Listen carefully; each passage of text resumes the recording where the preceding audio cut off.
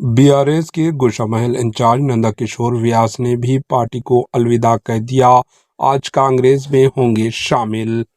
BRS के लीडरान का एक एक करके कांग्रेस में शामिल होने का सिलसिला जारी है। अब गोशामहल हलके से बीआरएस पार्टी के इंचार्ज नंदकिशोर व्यास ने पार्टी से इस्तीफा दे दिया। इन्होंने जल्द ही कांग्रेस में शामिल होने का इशारा दे दिया है। इन्होंने अपने इस्तीफा बीआरएस के कारगुजार सदर केटीआर को फैक्स के जरिए भेज दिया।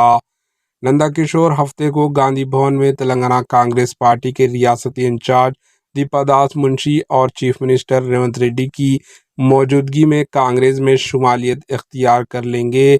वाज़ेह रहे कि गुज़िश्ता असम्बली इलेक्शन में नंदकिशोर ने हल्के गोशामहल से बीआरएस के उम्मीदवार के तौर पर मुकाबला किया गया। इनका मुकाबला बीजेपी के उम्मीदवार से था। Bureau report, AHN news. AHN news को लाइक करें, शेयर करें और सब्सक्राइब करना ना भूलें।